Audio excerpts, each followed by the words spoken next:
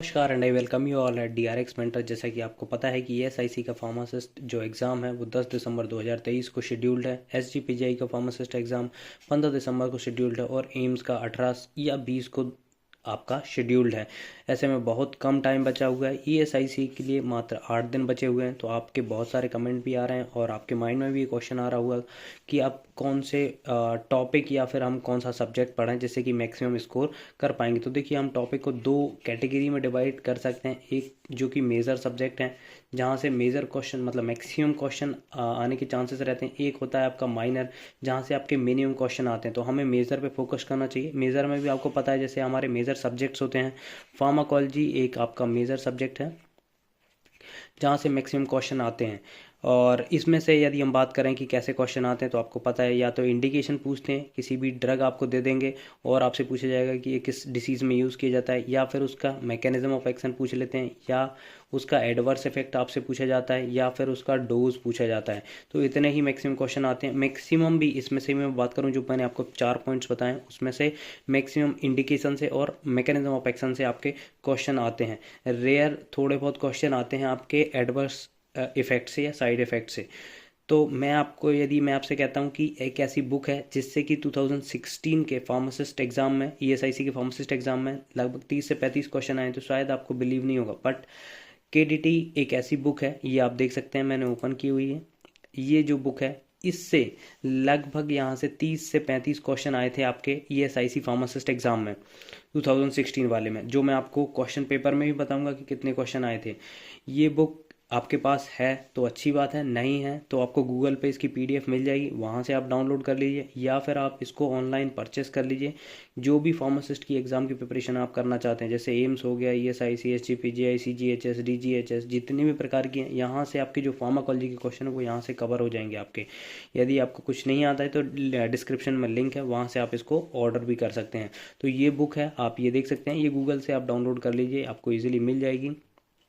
ये बुक में बहुत ही अच्छी तरह से क्लासिफिकेशन दिया है, प्लस उसका मैकेनिज्म ऑफ एक्शन भी दिया है। यहाँ पर आप देख सकते हैं कोलिनर्जिक ड्रग्स के बारे में हम बताया हुआ, कोलिनर्जिक एगोनिस्ट, तो यहाँ पे पूरा बता दिया है। कोलिनिस्टर्स, एल्कोलॉइड्स और कोलिनिस्ट्रेज इनहिबिटर में कौन कौन से आते हैं, रिवर्सिबल, इरिवर्सिबल कौन कौन से, तो यहाँ पर बहुत अच्छे से एक्सप्लेन किया हुआ है। दूसरा भी हम देख लेते हैं। तो जैसे आपको पता होगा कि एंटी कोलिनर्जिक्स में जो आते हैं नेचुरल एल्कोलाइड्स वगैरह, जैसे हमने पढ़ा भी था, हायोसिन, स्कोपोलामाइन, जो कि हायोसाइमस से मिलता है। तो यहाँ पर पूरा मैकेनिज्म आपका दिया हुआ है। जैसे देखिए, यहाँ पर इंडिकेशन दी हुई है, माइडेटिक्स दी हुई है, वेसिको सेलेक्टिव दी है, एंटी पार्किंसोनिज्म दी हुई है। तो ये यहाँ पर इंडिकेशन भी दी रहती है, प्लस मैकेनिज्म भी दी रहती है। यहाँ पे आप देख सकते हैं जो इंपॉर्टेंट मैकेनिज्म होते हैं वो इनमें दे दिए होते हैं। जैसे आगे मैं बात करता हूँ आपसे, जैसे कि ये तो इनने दिया हुआ है अभी इंडिकेशन के हिसाब से। यदि हम मैकेनिज्म ऑफ एक्शन के हिसाब से देखते हैं, तो यहाँ पर देखिए आप, ये अल्फा ब्लॉकर दिया हुआ है, अल्फा 1, अल्फा 2। तो जो कि सिलेक्टिव पूछे भी जाते हैं एग्जाम में, सिंपल क्वेश्चन आ जाता है कि अल्फा 2 सेलेक्टिव एंटागोनिस्ट कौन सा होता है, तो ये आपका आता है यूहेम्बिन। तो यहाँ पर बहुत इजीली और आपका जो दो चीज़ हैं फार्माकोलॉजी की वो कवर हो जाएंगे, इंडिकेशन और मैकेनिज्म ऑफ एक्शन, जहाँ से आपके मैक्सिमम क्वेश्चन आते हैं। अब मैं आपको बताता हूँ पेपर, जहाँ आप बस नंबर ऑफ क्वेश्चन गिनिएगा कितने कहाँ से आए हुए हैं। तो सबसे पहला ही क्वेश्चन है, देखिए ये मैंने ओपन किया हुआ है, इसकी भी मैं लिंक दे दूंगा, जो कि आप डाउनलोड कर लीजिएगा और आप भी खुद मैच कर लीजिएगा। और ये क्वेश्चन पेपर भी आप लगाइएगा, एक बार इसको सॉल्व करिएगा।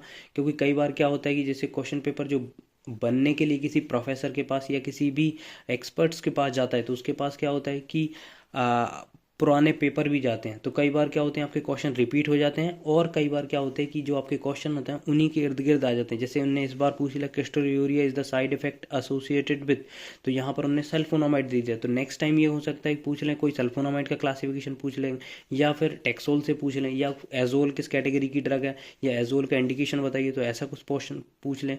तो आप क्या करें कि जो भी आपके पास क्वेश्चन पेपर है, जैसे 16 और 19 के तो आपके पास होंगे, उनको सॉल्व करिए, उनके ऑप्शन भी सॉल्व करिए। जैसे क्यूनोलोन्स, इनका यूज़ क्या होता है आपने पढ़ा होगा, मलेरिया में यूज़ किया जाता है। एजोल्स फंगल्स में यूज़ किए जाते हैं। सल्फोनामाइड एंटीबायोटिक है। टैक्सोल ये फार्माकोगनोसी में भी आता है, फार्माकोलॉजी में भी आता है। तो यहाँ से आपके 2 पर्सपेक्ट कंप्लीट हो जाएंगे, फार्माकोलॉजी भी कंप्लीट होगी, फार्माकोगनोसी भी कंप्लीट होगी। तो ऐसे करके पढ़ेंगे जब आपके सिलेक्शन होने के चांसेस होंगे। तो यहाँ पर देखिए फर्स्ट क्वेश्चन ही आए, क्रिस्टोल्यूरिया साइड इफेक्ट एसोसिएटेड विथ, तो ये एडवर्स इफेक्ट से एक क्वेश्चन आ गया, ठीक है। आपको यदि पता होगा तो सल्फोनामाइड इसको कॉज करता है। सेकेंड क्वेश्चन हम देखेंगे तो यहाँ पर जाएंगे फीमेल सेक्स हार्मोन, ये देखिए ईस्ट्रोजन दिया हुआ है। ईस्ट्रोजन, अब ये अगेन फिर क्लासिफिकेशन का क्वेश्चन है, ये आप मिला के देख लीजिएगा, ये क्लासिफिकेशन से आया हुआ है, हॉर्मोन्स करके है एक कैटेगरी फार्माकोलॉजी में, वहाँ से एक क्वेश्चन आया हुआ है। तो दूसरा ये क्वेश्चन हो गया।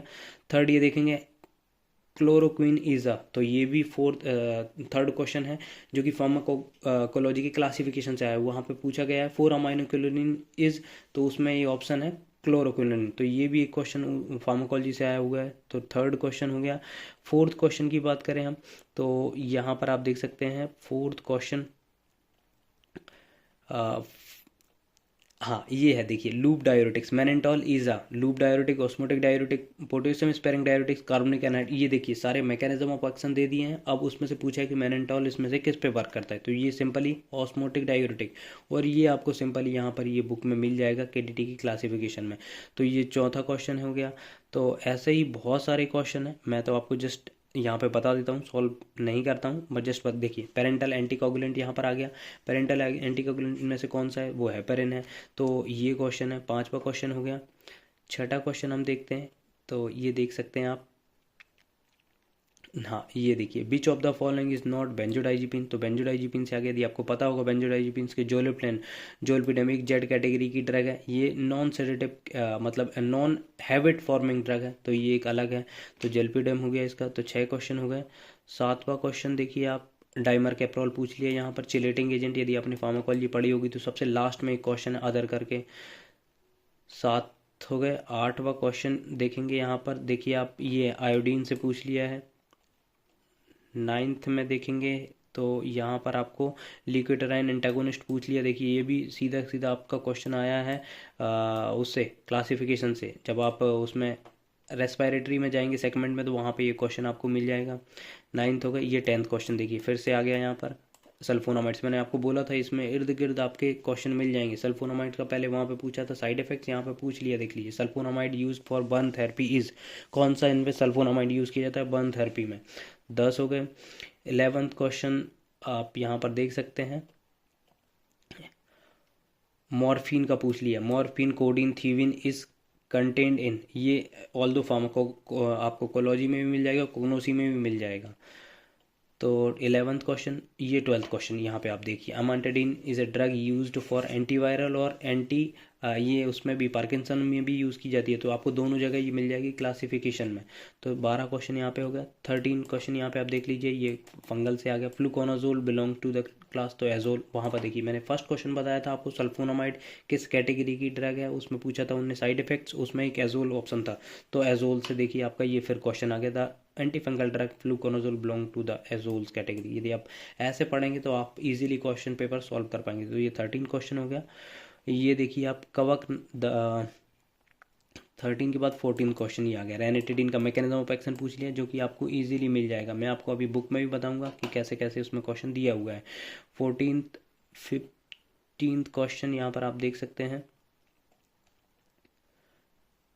ये आपका 15 क्वेश्चन, ये सल्फोनाइल यूरिया जो कि एक एंटी डायबिटिक कैटेगरी की ड्रग है, यहाँ पर पूछ लिया है एग्जांपल ऑफ सल्फोनाइल यूरिया, ये भी मैं आपको बताऊंगा क्वेश्चन अभी इसमें से जो बुक में से आया हुआ है।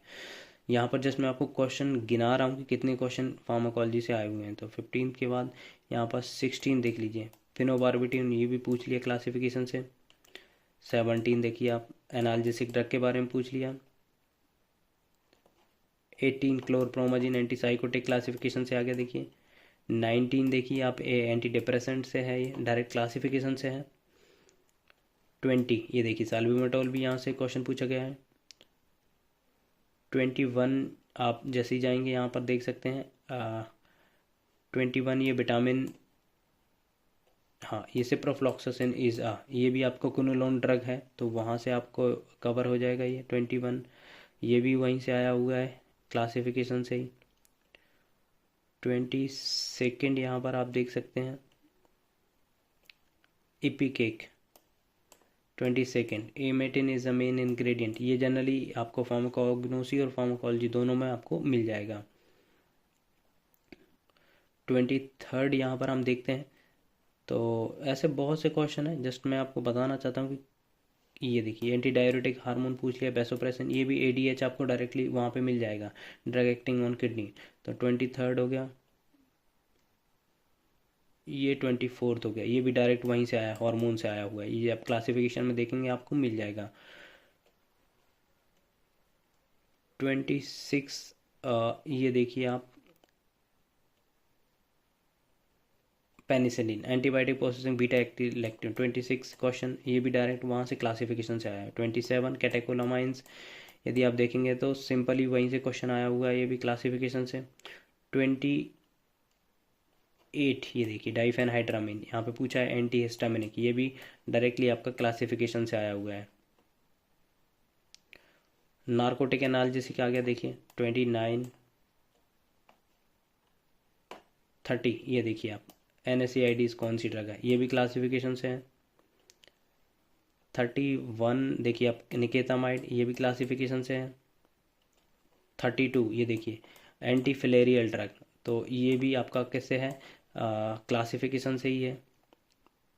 ये भी आपका 33 आपका क्वेश्चन, ये भी क्लासिफिकेशन से है। जब आप वैक्सीन के क्लासिफिकेशन में जाएंगे तो वहाँ पे सिंपल लिखा हुआ है लाइव और किल्ड एटेन्यूएटेड वायरस, तो कौन कौन से होता है, ये देखिए 33 हो गया। 34 आपका डेप्सोन है, जो कि लेप्रेसी में यूज़ किया जाता है। डेप्सोन किस कैटेगरी के ड्रग है, तो ये लेप्रेसी में यूज़ की जाती है।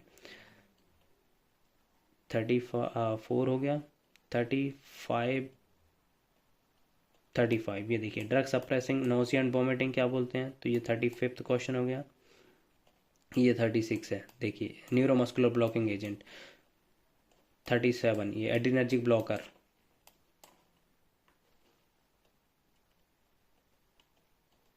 38 यहाँ पर आप देख सकते हैं, तो लगभग 38 क्वेश्चन 2000 ये आया था कैंसर से related. One of the following is alkylating anti cancer drug. 38 question आपके फार्माकोल इस बुक से कवर किए हुए हैं। अब मैं आपको बता देता हूँ यहाँ पर, ये देखिए जैसे कि सबसे पहले मैं आपको GIT ट्रैक में ले चलता हूँ, तो आप देखेंगे GIT ट्रैक एंटी डिप्रेसेंट से भी क्वेश्चन मैंने आपको बताया था, बट GIT ट्रैक से मैं आपको बता देता हूँ। रेनिटिडीन का पूछा हुआ था उनने, मैकेनिज्म ऑफ एक्शन क्या होता है, तो यहाँ पर सिंपली आप चाहेंगे तो आपको इजीली मिल जाएगा यहाँ पर रेनिटिडीन का मैकेनिज्म ऑफ एक्शन, जो कि एक H2 ब्लॉकर होता है।